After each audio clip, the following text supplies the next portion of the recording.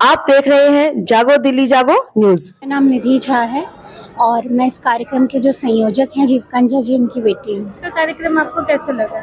जी, आज का कार्यक्रम हमारे लिए एक तरीके से बहुत ही धार्मिक और स्पेशली जो हमारी टीम है उसके लिए बड़ा ऐतिहासिक रहा है, क्योंकि हम लोग बहुत दिनों से इसमें जी जान से मेहनत करते हुए लगे हुए थे। हमारे लिए तो ऐसा समझिए कि ये एक यज्ञ जैसा ही था। सामवेद का क्या महत्व है? सामवेद जो है वो जैसा कि आप जानती हैं कि हमारे जो है वो 4 वेद हैं, उसमें से सामवेद को सबसे बहुत ही महत्वपूर्ण इसलिए माना जाता है क्योंकि हम इसको गा सकते हैं, गायन के रूप में हम इसको किसी के भी साथ इसको व्याख्यान कर सकते हैं, इसकी हर चीज़ को हम बता सकते हैं।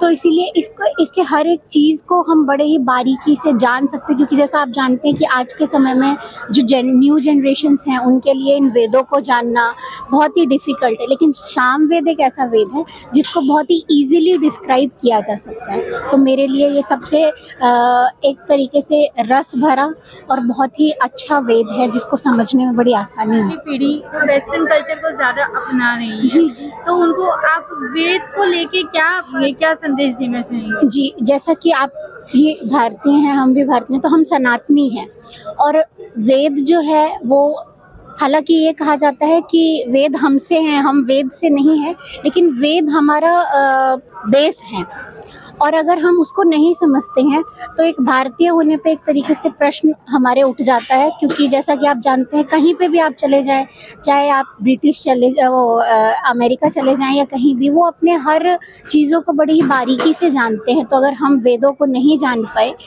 और ऐसे ही यूं ही बढ़ते रह गए तो हम खोखले भारतीय बन जाएंगे।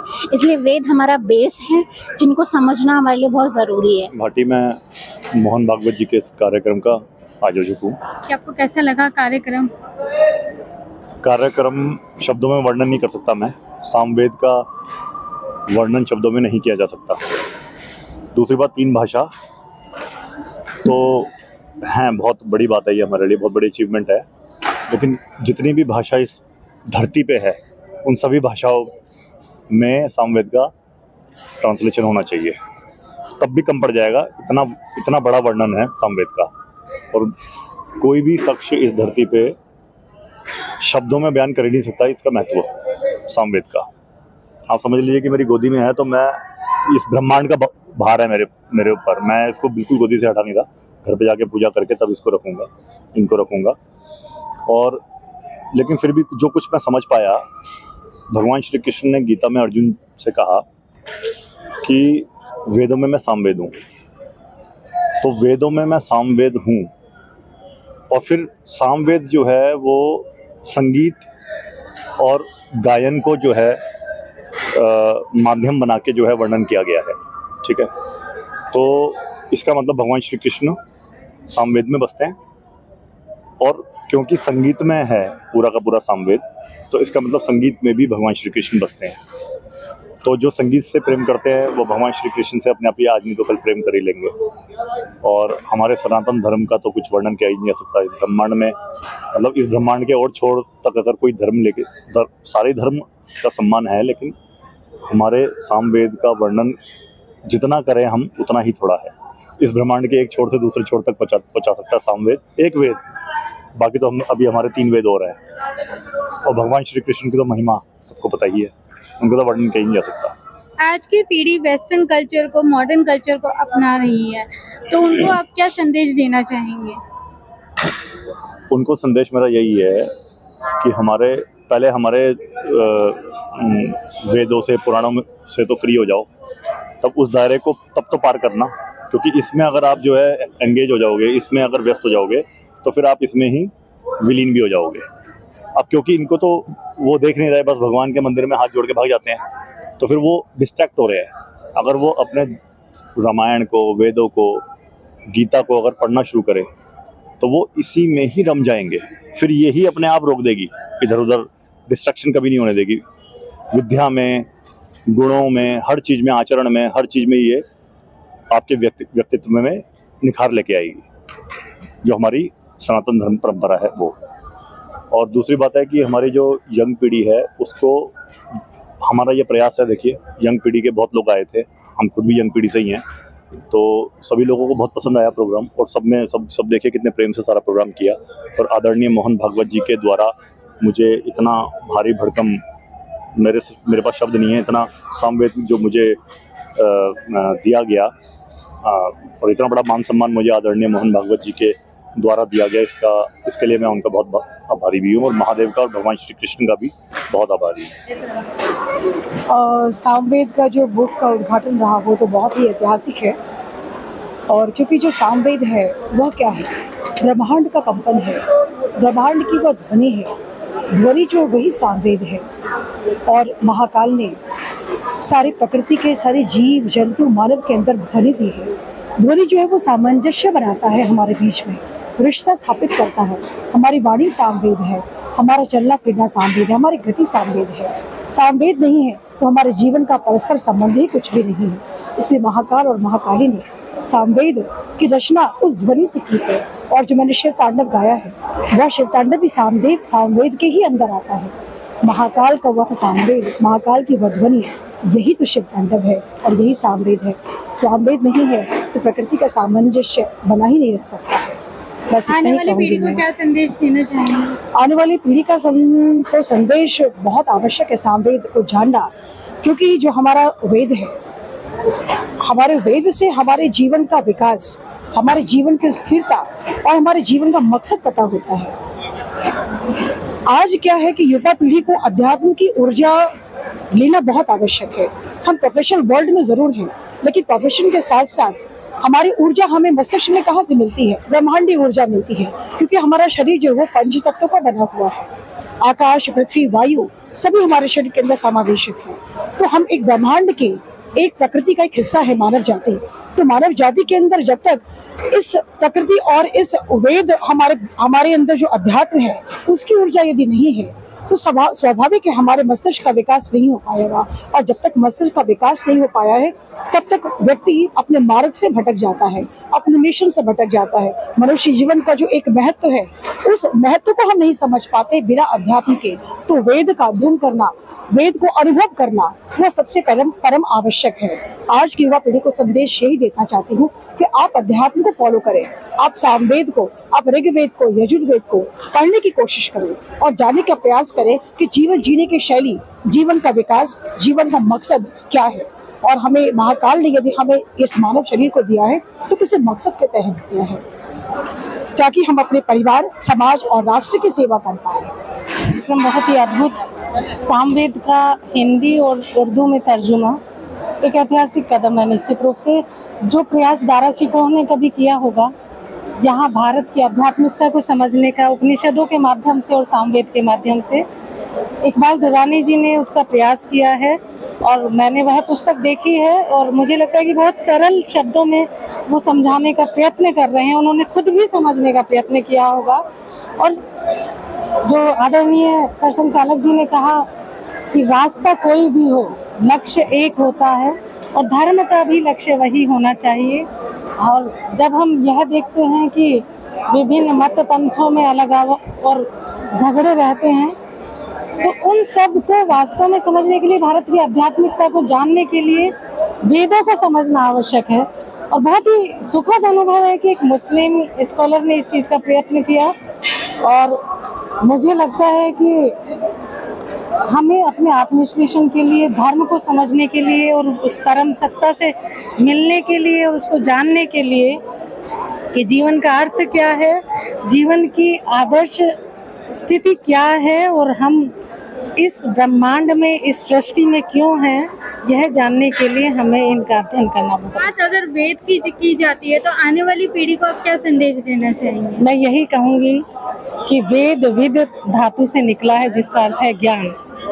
अगर जीवन ज्ञान से शून्य है तो उसका कोई अर्थ नहीं है। और जीवन के अर्थों को, अध्यात्म के अर्थ को, धर्म के अर्थ को, दर्शन के अर्थ को वास्तविक अर्थ में समझना चाहते हैं तो वेदों को समझना चाहिए।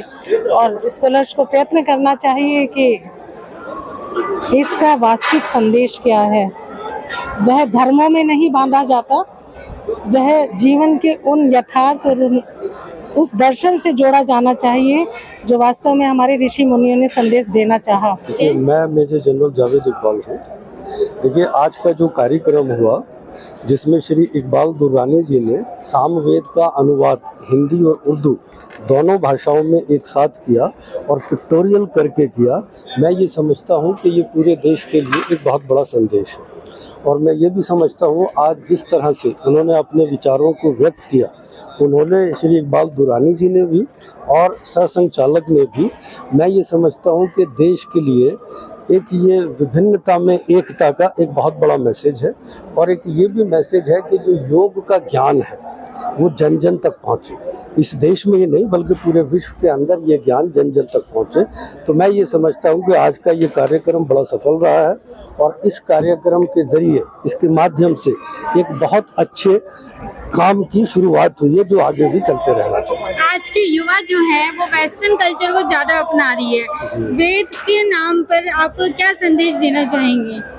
देखिए, वेस्टर्न कल्चर को भी अगर जो लोग अपना रहे हैं, लेकिन जो वेद का ज्ञान है उसमें अगर आप देखें कि संगीत भी है, आज जिस तरह से समझाया गया कि जो पूरे विश्व में संगीत है उसकी उत्पत्ति भी सामवेद से हुई है।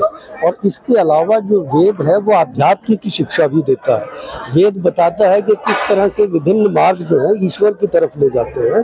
तो इस चीज़ की ज़रूरत पाश्चात्य लोगों को भी है। ऐसा नहीं, जो भी मनुष्य है वो अपने जीवन में सिर्फ भौतिक चीज़ों से जीवित नहीं रहता, उसे आध्यात्म की भी ज़रूरत होती है।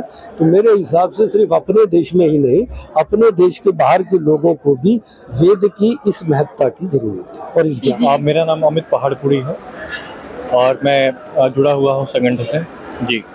आज का कार्यक्रम कैसा रहा? बहुत ही अच्छा रहा। जैसे हमें भागवत जी को सुनने का मौका मिला और हमें दुरानी साहब को सुनने का मौका मिला और उन्होंने जो एक गंगा जमुनी जो हमारी तहजीब है उसको मजबूत करने का, और जैसे उन्होंने बहुत ही अच्छी बातें की। और सबसे इम्पोर्टेंट जो सामवेद, जो एसेंस ऑफ वेदा कहा जाता है, उसका ट्रांसलेशन जो हुआ है, उससे हमें हमारे समाज को एक बहुत ही नया रास्ता और मिलजुल के रहने का एक बहुत बड़ा मोहब्बत सीख मिलेगा। सामवेद की पुस्तक को अलग अलग भाषा में दिया गया है, तो क्या आपको लगता है कि आने वाले टाइम की पीढ़ी है कि वेद को समझेगी? जी बिल्कुल, क्योंकि सामवेद का एक अलग ही महत्व है। ठीक है, जैसे भगवान कृष्ण ने कहा है कि मैं सामवेद हूँ, मैं उसी का रूपक हूँ। तो उसको अगर लोग पढ़े, सिंपल भाषा में पढ़े, तो ये होगा कि लोगों को जो हमारी कहीं ना कहीं हम उससे जो दूर हो रहे हैं उससे करीब आएंगे और हमें एक सही रास्ता दिखेगा अपने हिंदुस्तान को लेकर आगे बढ़ने का। मेरा नाम मोहम्मद फैज़ खान है, मैं गौ सेवा प्रकोष्ठ मुस्लिम राष्ट्रीय मंच का राष्ट्रीय संयोजक हूँ। आज का कार्यक्रम कैसा लगा? आज का कार्यक्रम बहुत अच्छा लगा। भारतीय शास्त्रीय संगीत जो दिलों को सुकून देने वाला संगीत है, पॉप रॉक कितना भी सुन ले, कान फोड़ो म्यूजिक, सुकून मिलता है भारतीय शास्त्रीय संगीत से। उसका उद्भव हुआ है सामवेद से, सारे गामा पौधा निसा। तो सामवेद संस्कृत में ग्रंथ, एक मुस्लिम उन्होंने अनुवाद किया उर्दू में ताकि मुसलमानों के बीच भी ये ग्रंथ जाए। इसका लोकार्पण किया श्रद्धेय मोहन भागवत जी ने, अनेक सनातनी संतों ने, मुस्लिम संतों ने, सिख संतों ने। एक बहुत अच्छा संदेश गया पूरे देश और विश्व में। यहाँ आकर मुझे ही बहुत सुकून मिला। वेद का क्या महत्व है? वेद का तो जी बड़ा महत्व है। वेद का अर्थ होता है लाभ, वेद का अर्थ होता है फायदा, वेद का अर्थ होता है आध्यात्मिक संतोष। तो वेद 4 हैं, ऋग्वेद, यजुर्वेद, सामवेद, अथर्ववेद। सब वेद का अपना अपना महत्व है। ऋग्वेद के मंत्र में जो यज्ञ का पार्ट है यजुर्वेद में है, संगीत का पार्ट सामवेद में है, और जो इलाज है, रूहानी इलाज है, वो अथर्ववेद में है। तो वेद तो चारों ही लाभदायक है हमारे लिए, लेकिन सामवेद का विशेष महत्व इसलिए कि भगवान श्री कृष्ण ने गीता में कहा है कि वेदों में मैं सामवेद हूँ, तो इसके लिए इसका बड़ा महत्व है। चारों वेदों में सामवेद का बड़ा महत्व है। आज की पीढ़ी जो है वो वेस्टर्न कल्चर ज़्यादा अपना रही है, तो आप उनको क्या सामवेद से रिलेटेड क्या संदेश देना चाहेंगे? मैं ये कहता हूँ सामवेद भारतीय शास्त्रीय संगीत का उद्भव ग्रंथ है। तो मैंने पहले कहा, आज की युवा पीढ़ी वेस्टर्न कपड़े पहनकर, वेस्टर्न डांस करके, वेस्टर्न म्यूजिक सुन के और वेस्टर्न दिमाग रख के न तो अपनी संस्कृति की इज्जत करती है, न अपने माता पिता की इज्जत करती है। धीरे धीरे मानसिक रूप से विक्षिप्त होते जाते हैं। यदि वो भारतीय शास्त्रीय संगीत का ये ग्रंथ सामवेद पढ़ेंगे और भारतीय शास्त्रीय संगीत को सुनेंगे तो उनका घर परिवार भी सुसंस्कृत रहेगा और ये देश भी फिर से विश्व गुरु बन पाएगा। एवरीथिंग वाज गुड एंड सबसे बड़ी चीज़ है जो सबसे पहले इकबाल दुरानी जी ने करी है and I am so happy कि इंडिया में भी अब यूनिटी है, लाइक यूनिटी होनी चाहिए, जो अब यूनिटी है जो उनके थ्रू हुई है। ये है कि हमें पता था वेदों के बारे में, अब ये है कि इसके थ्रू सबको पता चलेगा। बहुत से लोग हैं अभी इंडिया में भी जिनको हमारे वेदों के बारे में इतना पता नहीं है, तो अब हर किस्में मतलब हिंदू, मुस्लिम, जैन सबको हमारे वेदों के बारे में पता चलेगा, जो अपने में ही बहुत बड़ी चीज़ है और जो सिर्फ इकबाल दुरानी जी के ही थ्रू हुई है। मेरा नाम डॉक्टर चंदा कुमारी है और ये सामवेद विषय आज का जो कार्यक्रम रहा, ये अपने आप में ये तिथि जो है वो ऐतिहासिक हो गई, क्योंकि सामवेद का उर्दू रूपांतरण करना, क्योंकि शास्त्र जो है, शास्त्र को अलग अलग भाषा में समझाना, ये अपने आप में अलौकिक है। और ऊपर से सामवेद, वेद को अलग भाषा में समझाना, तो दुरानी जी ने जो कार्य किया है वो अपने आप में अनुपम है। जहाँ तक वेद की बात है तो वेद 4 है हमारे, ऋग्वेद, यजुर्वेद, सामवेद, अथर्ववेद। अब ये 4 वेदों की परंपरा है, इन तीनों को त्रयी नाम से हम कहते हैं। अब 4 को 3 क्यों कहते हैं? क्योंकि ज्ञान, उपासना और कर्म, ये जो 3 चीजें इन चारों में समाहित हो जाता है। और सामवेद के विषय में कहा गया है या ऋक तत्साम, तो जो ऋक है वो साम है। अब जो ऋक है वो साम है, कहने का तात्पर्य ये है कि ऋग्वेद के में जो मंत्र उद्धृत है वही मंत्र सामवेद में भी उद्धृत है। अब यह है कि दोनों का जो पुरोहित है या जो भी कहा जाए वो अलग है, ठीक है। जैसे ऋग्वेद का होता है और सामवेद के अथर्ववेद। सामवेद जो है ऋचाओं का है, गान, इसलिए फर्क है। ऋग्वेद और सामवेद में क्या फर्क है? ऋचाओं को जब हम गान करते हैं, गाते हैं, तो वो साम में कहलाता है। सा प्लस आम, सा स्त्रीलिंग अम पुल्ल, तो ऋक और साम जो यही है वो गीत का है।